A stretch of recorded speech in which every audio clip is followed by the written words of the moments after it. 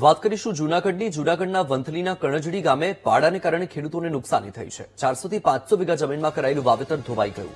એક ખેતરમાંથી બીજા ખેતરમાં પાણીના અવરોધ માટે બનાવાયેલા પાડાને કારણે પાણીનો નિકાલ ન થતા ખેતરોમાં પાણી ભરાઈ ગયા। ખેતરમાં પાણી ભરાઈ રહેતા ખેડૂતોને લાખોનું નુકસાન છે। છેલ્લા 3 વર્ષથી ખેડૂતો રજૂઆત કરી રહ્યા હોવા છતાં પણ કોઈ કાર્યવાહી થઈ નથી। ખેડૂતોએ પાડાનો કાયમી નિકાલ કરવાની માંગ કરી છે।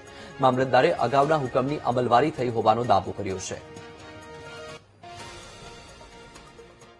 અને અત્યારે અમારા બધા ખેડૂતોનો પ્રશ્ન એ છે કે પારાને લીધે પાણી ભરાતું હોય છે, જેને લીધે બધા જ ખેડૂતોને નુકસાની વેઠવી પડે છે અને જમીનોમાં બહુ જ તમે પાછળ જોઈ શકો છો કે નુકસાની થઈ છે આ વખતે, જેનો કેસ ખેડૂતો 2023 થી લડી રહ્યા છે, જે તાલુકા લેવલે અને જિલ્લા કલેક્ટર સુધી જઈ આવેલા છે, પણ જિલ્લા કલેક્ટરનો જે પોઝિટિવ રિસ્પોન્સ મળ્યો છે એની કોઈ અમલવારી નીચેનું કોઈ તંત્ર કરતું નથી એવું અમને અત્યારે લાગી રહ્યું છે અને ખેડૂતોને કોઈ પણ જાતની આવક નથી। અત્યારે તમે જોશો તો બધા જ ખેડૂતોને કોઈ પણ પાકની આવક આવી શકે એવું આ વર્ષે લાગતું નથી। તેથી જ અમારા લોકોની એવી વિનંતી છે કે આ લોકો ઉપર જિલ્લા લેવલે કે કલેક્ટર સરને વિનંતી છે કે આપણા પારા તરિયા દાટા કાઢી અને બધા જ ખેડૂતોને સમાન ન્યાય મળે એવું કંઈક તાત્કાલિક નિર્ણય લે।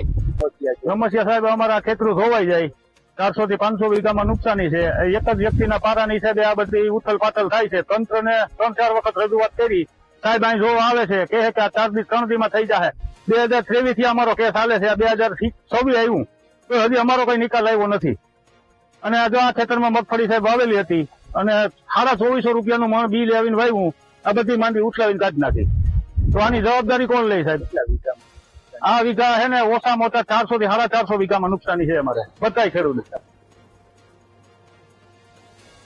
તો તમે સાંભળ્યું કે લોકો પોતાનો રોષ પણ ઠાલવી રહ્યા છે, પોતાની વ્યથા પણ જણાવી રહ્યા છે, કારણ કે વરસાદી વાતાવરણ અને તેના કારણે જૂનાગઢના વંથલીના કણજડી ગામે જે પાડા છે, પાડાને કારણે ખેડૂતોને નુકસાન થયું છે। ખેતરોમાં પાણી ભરાઈ ગયા છે।